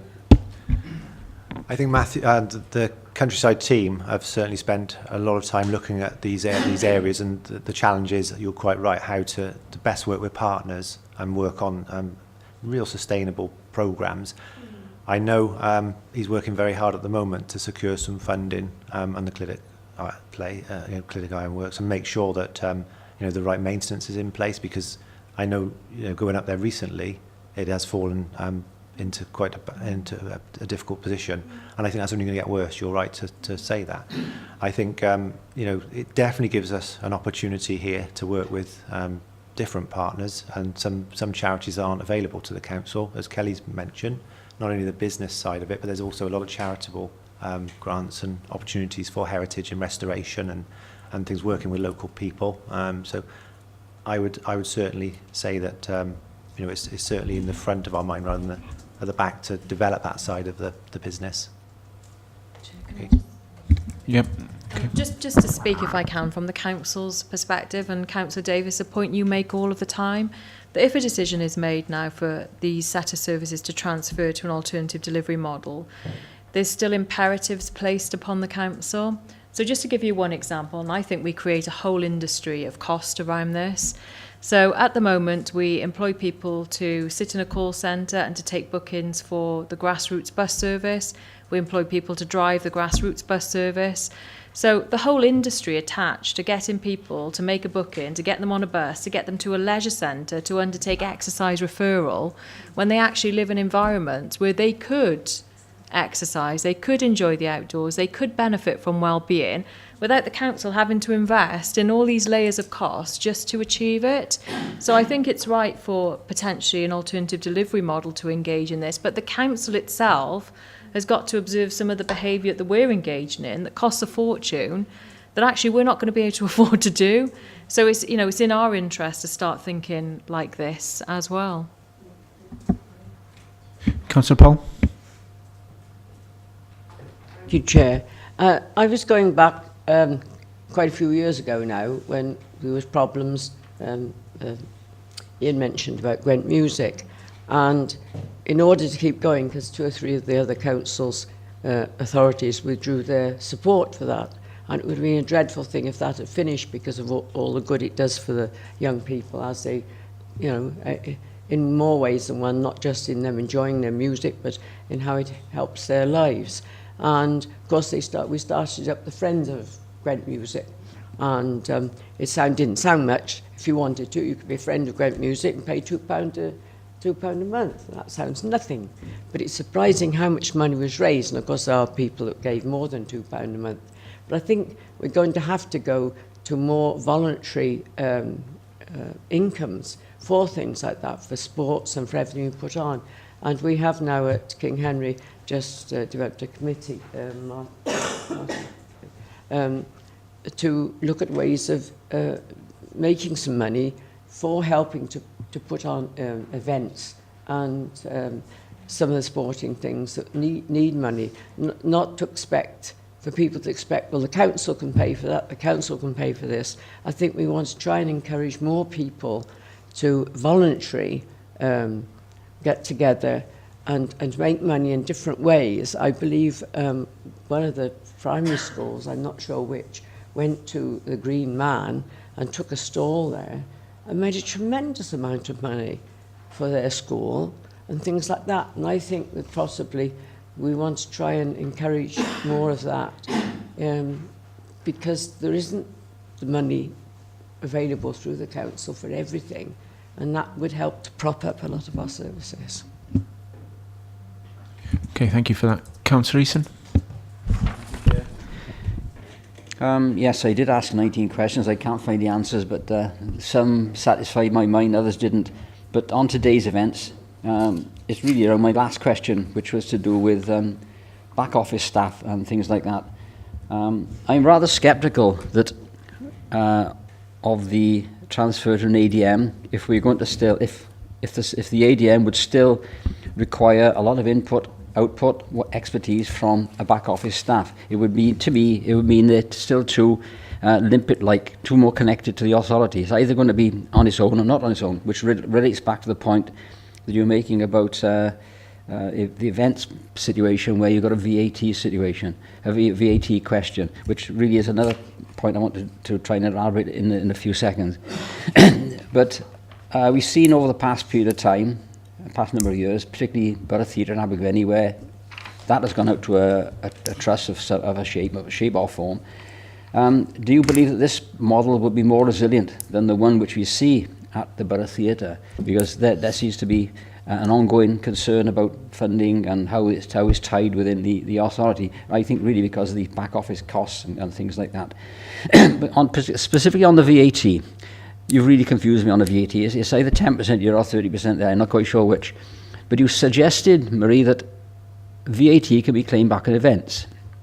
How does this affect, say for example, the fireworks festival in Caldecott, which cost £40,000, and you paid £7,000 VAT? Where does the VAT stop and begin again? Because I am rather confused exactly what the VAT actually And I think I totally agree with you. HMRC have made some rulings. So if you provide a cultural event, so something with music, then you have a VAT exemption. For some reason, HMRC will not class firework displays as a cultural activity. That ruling's been made, we've challenged it, and unfortunately, that's the HMRC ruling. It was a musical event with fireworks. I like that. I think if it had been advertised like that, then maybe we could have had a case. But actually, it's not. It's a firework display. It's advertised as a firework display. Well, You would, if you want to sit in a room and argue the case with HMRC, then please do. Well, so. I'd like the authority to do a bit more on that, because it just this year's event with the event has put the viability of it in question, quite honestly, whether you could go on continuing supporting that if you've got to pay so much out. I think there must be some arguments to keep the events, yes, within the remit of VAT exempt if possible. But regarding the back office staff, could you answer really? Will there still be too tenuous a link with the internal systems, Monmouth County Council, IT, HR, and things like that? I think short term, as a startup company, you would want to make sure that you can pay your staff, you want to make sure you can pay your suppliers, and you can collect your income. If you want the ADM to be set up in a quick and timely fashion, then you would probably place reliance on council tried and tested systems. It's not to say that the ADM would want to move away from that. I think probably any commercial organisation would want to stand on their own 2 feet eventually. But I think from day one, you want to pay your staff. You would owe the staff that right. In terms of a lot of the systems that we're using, in terms of bookings, online bookings, payment systems, are so closely and intertwined with the authority that'd be quite difficult to try and unwind that straight away. I mean, for instance, I was involved a long time ago in terms of the change in accounting systems. And from the start of actually specifying that accounting system, what you wanted it to do, how you wanted it to work, how it would link into your bank account, how it would link into payroll, took something like 2 years. So I think longer term, the ADM would look to move away and to stand on its own 2 feet. But I think for a startup organisation, it makes more sense to make sure that you've got a sound foundation to build on. Thank you for that. Where I'm really coming from is I've watched over the last 10 years since I've been elected, see the Caldecott Castle, where over the 10 years, I believe that following decisions have created a situation in my mind where over £1 million has been lost in one way, shape or form in terms of what you paid out, what you could have taken in. I don't think it's been joined up thinking, and I'm not deciding whether I support this or not. I'll keep that open, but I believe that more joined up thinking should go into this, whereby you don't keep paying out this, that and the other, or not drawing this in, making short-term decisions which in the long term have cost, in my mind, well over £1 million. Okay, that is I would just say that is quite a bold statement, and we would have to have in terms of evidence behind that. Okay, does anyone want to tackle that? Oh, no. Chair, I think Kelly? it is a personal statement, it's a personal feeling. I haven't seen any evidence, but if Councillor Easton wants to provide it and to sit down and to help the case, then we'd be certainly willing to do that in a very positive and proactive way, Councillor. Well, I can't mention some of the reasons because they're exempt. But they're not exempt. No, I'm not going down that route. But in terms of income, 10 years ago, Caldecott Castle was about £70,000 on catering, but not catering and not what. 10 of those is 700,000. So there's a big chunk straight away. You took charges off the castle, which were minimal, really, but they did bring in a lot of money. The shop you had there was picking in £20,000 a year. Not a lot of money in a year, but over 10 years, it adds up. I think adding up the small bits and pieces do amount to a lot of money. I agree with you, Councillor. I think adding up small bits and pieces, and I think it's why we're trying to think fairly innovatively about what we could do with the country park, because some of the additionals, the secondary spend around catering and games and so on could certainly bring in income. But I have to say, my experience of looking back 7 years, I could never find a point when Caldecott Castle was profitable. Never said it profitable. Okay, I think we'll move. Yeah. Yeah. Okay, I think we'll move on to Councillor Davis's written questions, and can I thank him for his indulgence? Chair, can I just say I don't want to go through the questions because I've heard a lot of the answers here, but I do want to say a few things. Okay. I think Ian has got the questions in front of him. I think some of them may have been I think they've been addressed, taken off already, but if you want to just go through them, Ian, and then perhaps Councillor Davis can respond then. Yeah, the first one about the 4.4 maintenance backlog. I think you've asked what is the authority's current strategy for addressing extensive maintenance backlog. It's a really difficult challenge, isn't it, for the small amount of reactive maintenance budget that currently sits with Deb Hill Howells. And I think the amount of buildings we've got across the authority, as Kelly mentioned earlier, priorities by the very nature must be around safety. And safety is one thing, but customer experience is another. And at the moment, we're spending money on keeping everything as safe as they possibly can, which is right. So I think the strategy at the moment is the right strategy for the amount of money that we've got as an authority, as MCC. So I think to try and go back in and solve some of the backlog would only come from new ideas and new investment and trying to solve some of the problems like we've done at Monmouth Pool, where Monmouth Leisure Centre, when we've gone back into that building, we were addressing some of the issues that have built up, and that building was only 20 years old. So some of these leisure centres are 1970s, some of the outdoor education sites are predate those. So we know there's a huge challenge, and the castle obviously predates all of it. But, we are where we are with the maintenance backlog. We can only be prioritising our expenditure and trying to keep things safe. But on the other hand, having a slightly different hat on, what can we invest in to make the customer experience better? So I think that's probably as much as I can say on that one. Are you happy we've answered the other questions? Yeah, sorry, Jim, I'm happy that I don't think there's any point in me to know.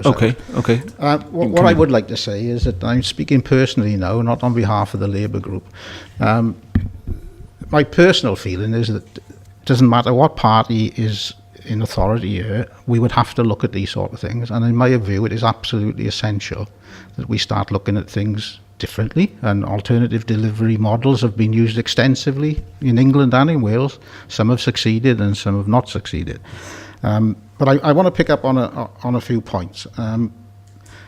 If we talk about the past history of CMC Squared and what has happened in the castle as an example, that wasn't put there as a criticism. I think I've made this point many times in this chamber. Anybody who's run a business for somebody else or for themselves will at some stage have not had the outcomes that they desired. The secret of all of that is that we learn those lessons from those things that were not quite turned out as they should do. And what I want to be satisfied is that when these things occur, we actually go through which would happen in a private company, I'm sure. They would look in detail at what has gone wrong and what we need to do to put it right. Because there is no organisation and no individual that I've ever met that is perfect. We all make mistakes, and that's how we learn from day to day. What we must also be aware of course, is that we are using public money here. So it's the extent to which we are gambling with that money, I think, is the case. So, as my old boss used to say, it was an observation, not a criticism. Okay. I haven't been actively involved in this, but I'm very much aware that there has been a tremendous amount of work gone into this project. I'm very much aware that there is a very, very big challenge here for whoever tries to take this on. Right. I am concerned about the lack of business expertise, and I think something needs to be looked at on that side. But I also think that Monmouthshire has huge potential, and some of these facilities that we have huge potential to generate income. I'm a little bit disappointed that there's no reference to partnership working, because in my view that will be essential if this organisation is to achieve its objectives. I am impatient, so I have said I was disappointed with what was put forward, because I think it's not radical enough and bold enough. But I also appreciate that, you know, these things got to be built over a period of time. The secret is to make sure, A, we're not repeating the mistakes of the past, and B, that we have the right people on board in order to, and we set ourselves objectives that are attainable, right? Are reasonable and attainable, because there's no point in setting objectives that we really have no chance of. And what we must also remember, that these services, it's, even though I look at things in terms of profit or loss, sorry about that, but this is not only about profit and loss, it's about the social benefits that go with these facilities as well.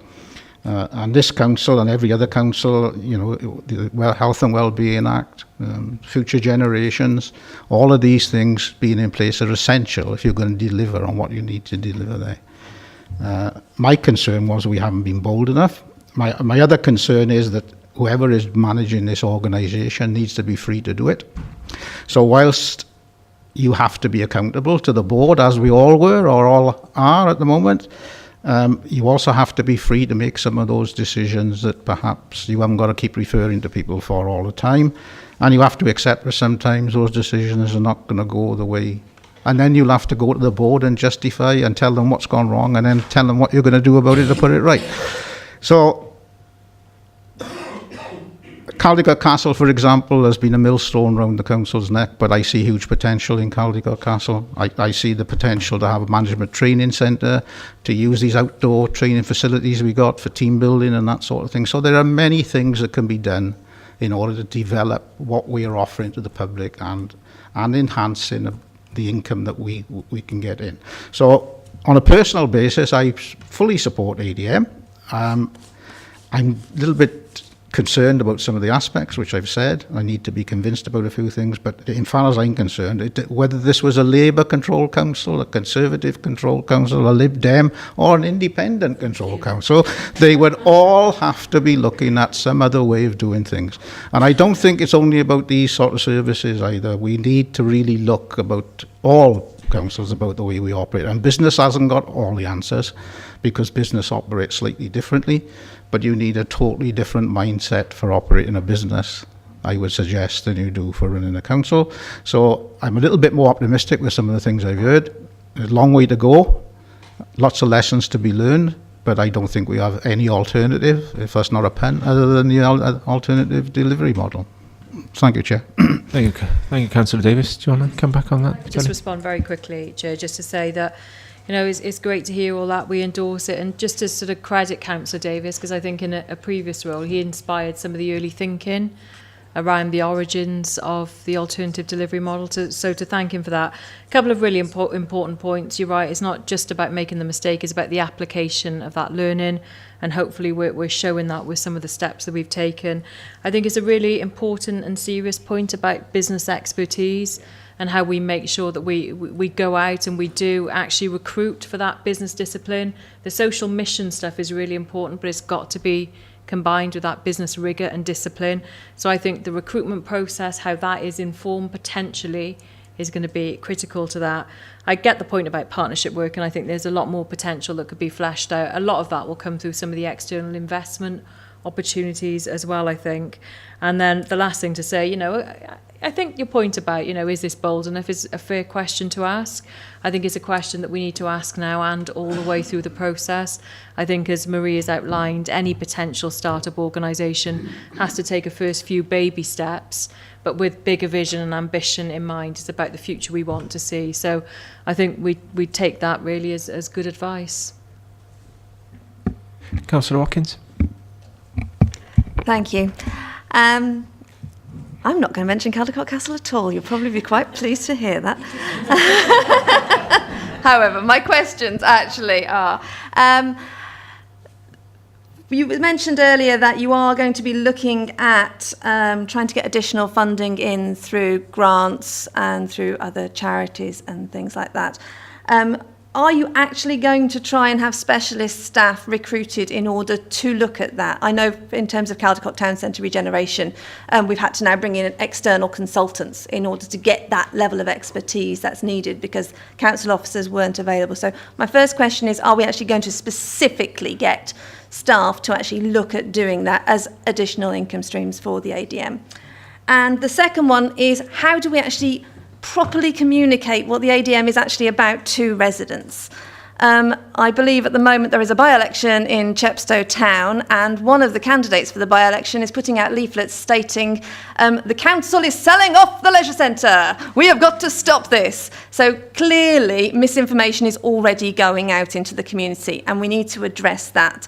So do we actually have a policy for how we're actually going to explain what the ADM is in easily understandable language to actually our residents? Thank you. Thank you very much. Ian? Thank you very much. They're two excellent questions, those. You're right about the expertise required for the grants, and I'm pleased to say we have got somebody within the system now who has got the right qualifications, is really looking at the detail, working with the teams, and looking at the opportunities that are out there, both inside the council and in the ADM.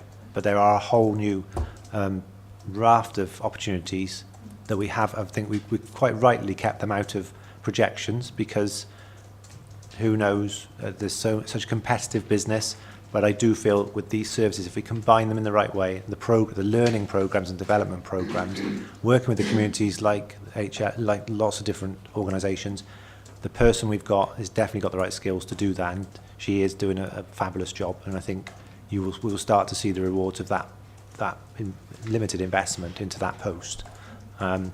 The second one about messaging and the communication strategy is one I think we've got a big opportunity once a decision is made. It's very difficult to explain. It's hard to explain to members and about what we're trying to achieve here. I think we have got the message there now, so we're going to have to put a bit of thought into how we. Obviously, this today I would imagine would generate some interest with news and reporters. This session today, so I think you are right. There is a lot of miscommunication out there and a lot of noise about what this is and what it isn't. So I think we need to do a piece of work around that, and we will from today. Think about that.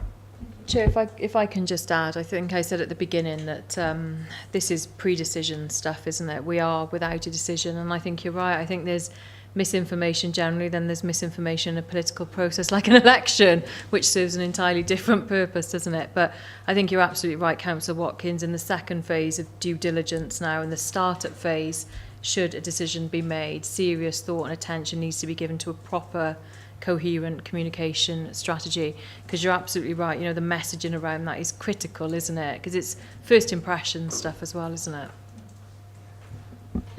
Okay, you happy with that? Yep. Councillor Blakeborough. Thanks, Chair. Just kind of like a summary. Thanks for answering my questions. And I think when I sent the email, I did stipulate, one, how thankful I am of all the work that you put into this, because it's a huge commitment and it is so complex. Reckless, I think Kelly said, it's reckless if we do nothing. I think you're right. I think something has to be done, and I'm absolutely in favour of looking at an alternative delivery model. My questions were around, is this definitely the right model? I think we are losing a bit of a trick in terms of not working in partnership with another business, not necessarily them delivering it fully for us, but for us to somehow work together with them. But as I say, when we first looked at the options, we didn't have all of this information, and new information has come through. And as you say, they are some of them are one in particular. I've looked into three, and one, from what I've looked at, is more successful than the other two. It would have, yes, I think we're sort of missing a trick, because it'd be nice to build on their success as well, and then getting more efficiencies through economy of scale. And their expertise and that kind of thing. I mean, it's interesting you were saying, well, definitely for the first few years, residents will see no difference. We do have to be really careful in terms of being very clear of what the outcomes are. What are we measuring? How do we know when we are a success? What is our vision? Because it's got to be better than this, not just stay the status quo. But it is about you know, what difference will this make? Interesting that ultimately saying the ADM is too small to take a financial risk on managing events, when again I know that other authorities, ADMs, are making money from managing events, and that is definitely an area where money can be made, money generation can be made. Definitely still work needs to be done with the 4 schools. There is still a lot of questions unanswered there, because a lot of the schools are community based, and I do know for a fact that they are confused as what the service level agreements are and what roles and responsibilities are over that. I guess my final question really is around, if we do go down this path as members, representing our residents, who do we hold to account when we're looking at the outcomes, when we're looking at the performance of the DM? If things do go wrong, who is it that we hold to account? A named person would be marvellous. I mean, Chair, shall I answer that? I mean, I think that there's 2 layers, and I think it's absolutely the right question to sort of ask ultimately, isn't it? Who is responsible? Who is accountable? Well, there would be accountability at council level, because as elected members, you'd see the annual business plan, you'd be making a decision on it. There would be officers within the council on the client side that you could hold to account, and indeed you would have representatives elected to the TECL board that you would be able to hold to account. But ultimately, whoever is running this organisation and chairing the board, they're the people that would be held to account and would be required to report back. And I think, you know, it's a distinction that I'd make between the one that we have with organisations such as Monmouthshire Housing. You know, I don't know if scrutiny has been frequent enough. I think they've come into council quite a lot recently, but that, you know, that hasn't been a relationship that I think that, you know, we've necessarily been that coordinated around. This one I see as being quite different to that. But I think in terms of how we shape the governance now, and I think we've made an offer to the audit committee in terms of how governance evaluation works, who gets represented, you know, how information gets fed back, who makes key decisions. That is in the gift of this council to shape now as the next stage of the process. And I think it's right and proper that you are at the table and you do inform that relationship. Okay. Councillor Devi.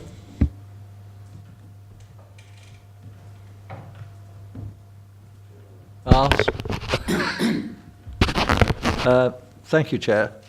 I'd first like to say what a good report I thought this was, and acknowledge the work that's gone into it. I'd also like to say I agree with just about all that Alan has said just now. I sometimes worry whether we match our objectives and targets to the skills and facilities that we have available. And I wonder, are we doing that as well as we can? But there is one facility I think we constantly miss that we might be able to make better use of. And that is because we constantly forget that we have 5 secondary schools in Monmouthshire. And they all have playing fields, and the one that is always omitted is Mountain House School. It has a relatively new gymnasium, it has adequate parking, it is out of town and easy to get to. It has serviceable gym equipment there. It would be a really good area to hold junior league events, whether it be football, cricket, rugby, or whatever. And indeed, the school is used by other counties to come and play soccer and all sorts of things there. And this is a venue which we seem to view as a problem rather than an opportunity. I think it's a difficult problem because of its very nature for educational purposes. But that doesn't mean to say it isn't a very good venue in other ways for young people. And we do nothing with that school at all. In fact, that school has a completely blind spot for the vast majority of employees in Monmouthshire County Council. At one stage when I was chairman of governors down there, I arranged for the head teacher, myself, and another member of staff to come into County Hall and speak with and answer questions to people who were heads of departments within the county. And I think we've relapsed into that position again. I've spread in a comment and make it a little wider, but I do want to make the comment about the school being off the radar all the time. But with regard to this as a facility which we could turn to our advantage, this is a very good facility, and I think we should be looking at it. That is something that would do us no harm at all. Thank you, Chairman. Yeah, I will, please, Chair. Just to say, I think, I mean, that falls outside of the direct consideration of tourism, leisure, culture and youth. You're right, it is part of some significant work that's going on at the moment around the additional learning needs review, and I think what you, Councillor Blakeborough and Councillor Davis are saying is, you know, it's not just about maximising income within these set of services. We need to look at our schools, our secondary schools, our wider estate, what we can do to maximise some of the opportunities around Mountain House, and that work will indeed go on. In fact, it started already. You're on the other microphone. I am very pleased about that. It's long overdue. Thank you, Chair. Okay, yes, Mr. Fowler. Hi. Coming at this from an outsider's point of view, just a couple of questions that are in the back of my mind. And I'm looking at this post-decision, post-ADM giving the go-ahead, and looking at just in the future that way. Once we've sucked out great swathes of knowledge and experience within these departments outside of the council, I wonder what's left inside the council to look after these assets and have that knowledge of what we once owned, still own, whatever, and how that runs from a knowledgeable point of view for what the council's left behind. So that's my one kind of thought. And then the second is thinking financials. Once a contract has been signed and the council has said, yes, we're going to be paying you this contractually every year, the council loses its ability to say to what is currently their department, to say, no, you just need to find efficiencies and we can't give you that much anymore. The council loses that ability because it becomes contractual that we have to give you this amount. So can the council afford to keep the council running, knowing that we can't take money out of your area? Thanks, Chair. I think that's a really good question, and I mean it's one that we've spent quite a lot of time and thought on. Really, I think the answer is the council probably in some circumstances cannot afford to do that in the first place. If you think about, you know, I said at the beginning this accounts for about 3% of the council's whole budget, so you know it's quite a small proportion in the first place. I think the different thing from this proposition to other trusts that we've mentioned is that this service, you know, for the last 7 years has already generated and given quite a lot. It has been one of the top contributors to the medium-term financial plan. So this isn't about giving this service a break. It's still got to conform to that line on the graph Marie spoke about. If it doesn't quite get there, then there would have to be an expectation around things like a profit share. So, you know, that call would still have to be there, but at the same time, I would hope there would be some consideration around some of the other factors, such as the strength of the asset, you know, the contribution to well-being. So you'd hope that given the history of the services, where they've been, how much they can contribute, you know, there would be some, I suppose, reasonable agreement, but all of that would be set out in that SLA. I suppose if we really had to tighten down and say, right, more is required, then that would have to be a conversation. There would have to be flexibility in an agreement to allow that to happen. So, for example, maybe an investment wouldn't go ahead. You know, if it came to it, if it came to the crunch, that's the kind of conversations I think we have to leave the flexibility in the service level agreement around. Your point about sort of knowledge left behind, again, I think that's something we've agonised over. And in terms of the due diligence process, it wasn't just about should this thing go out, it was about what is the impact and what stays in. That was as much a consideration as thinking about externalising. And yeah, I think there is a lot of knowledge and experience, particularly around commercialism, you know, that would go, and that the council would have to work really hard to ensure that there was ongoing knowledge transfer, that we would learn in from, hopefully, the success and internalising some of that. But I think with some of the governance stuff and some of the opportunity that exists for the audit committee to put in place those links and mechanisms, it would be issues such as this that would be foremost in my mind in making sure that we've still got that connection around. Very fair questions. Are you satisfied with that response? Yeah. Okay. Any further, Councillor Davis? I just want to come back to the accounting part of this new company. It's essential that anybody that manages a company is able to analyse the information relating to that company. And one of the difficulties we've had in the past, Kelly, as you know, that being embedded within the council accounting system, it's almost impossible, in my opinion, for a manager of this new organisation to actually have all the required information in front of them. And so, I'm choosing my words carefully here, it's essential that whoever that manager is has all the financial information and is able to look at it and analyse it and make decisions based on that, and that the decisions that are being made about these facilities, whilst he has to be scrutinised and has to report to the board and the chairman, that he has the authority to stop people outside of the ADM model making decisions that adversely affect the ADM model, because we have had experience of something similar in the past, and those things cannot be allowed to happen again, because we cannot have people in one half of the organisation making a decision that very adversely affects the performance of this new model. Thank you.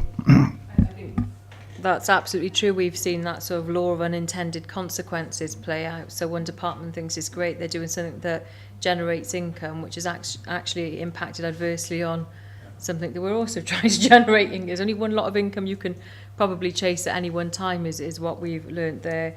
I think you're absolutely right. Clarity around things like the cost of the back office, which I know you've invested a lot of time in doing. But I think the important thing is that that's known on both sides. Just because a decision may be made to sort of transfer and move on with these set of services, it's still an imperative for the council, you know, to have that cost consciousness. And I think you've done quite a lot of work to try and break that down, haven't you, Marie, for both sides, really? Yeah. Do you want to comment on some of that you've been, because I think it'll give reassurance around the clarity we need. I think in terms of financial information for the new organisation, it is key. It's critical. The ledger system that the authority operate is quite a complex one.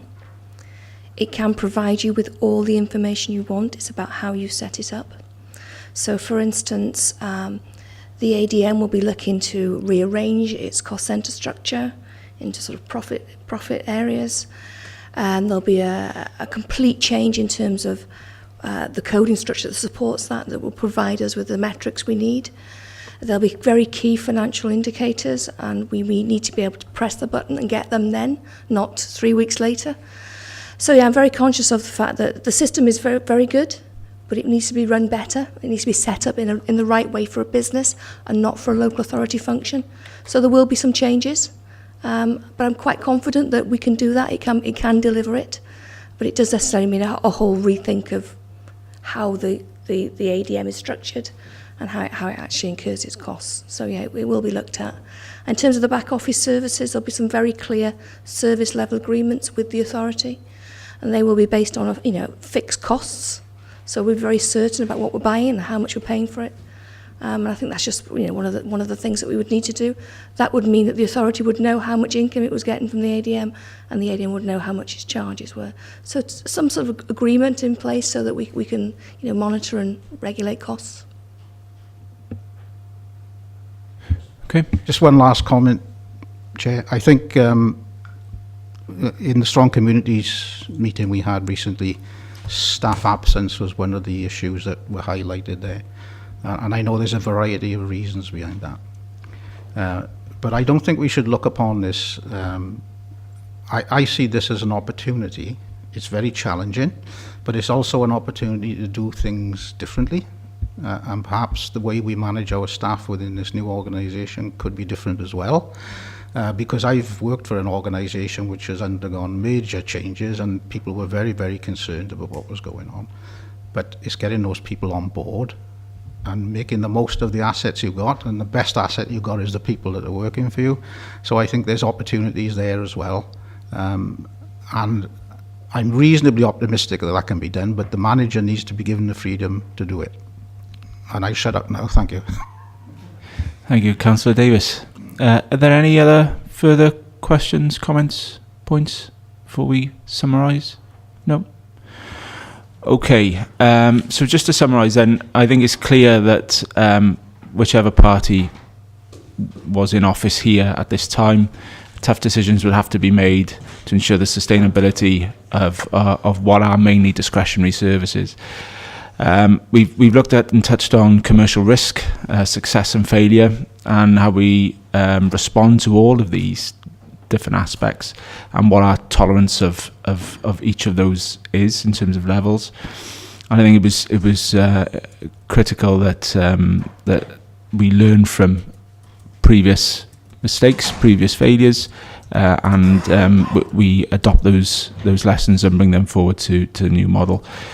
I think it's clear again that the residents have to be put front and centre of this new vehicle, and that we communicate what the difference this will make to them and to the county and to the environment they live in. It's about ensuring the sustainability and resilience of these services, but ensuring we optimise performance and not just carry on as we have been in terms of sort of a par performance. We have to uplift the performance of those services. It's clear, I think, in terms of the early steps that need to be made of the new vehicle.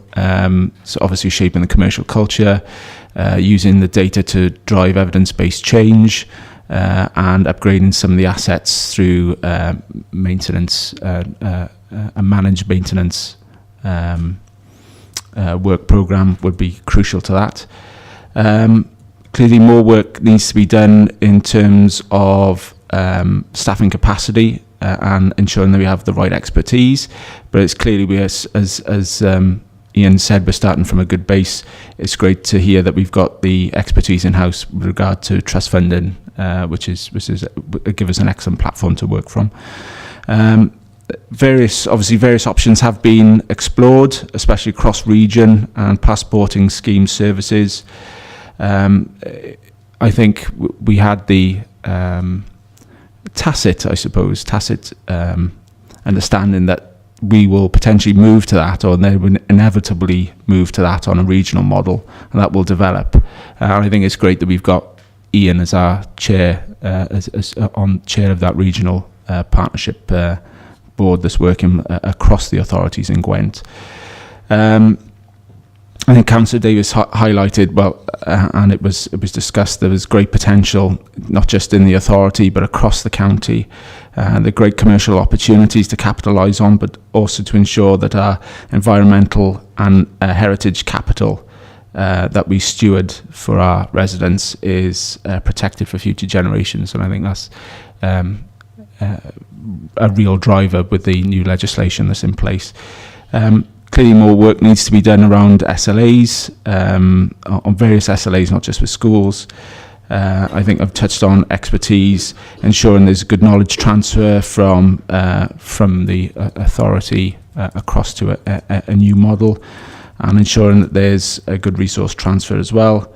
It's clear implementation and delivery is going to be crucial for the new body. And we've touched on governance, but I think there's probably more work needs to be done in terms of finalising that structure to ensure there's maximum accountability.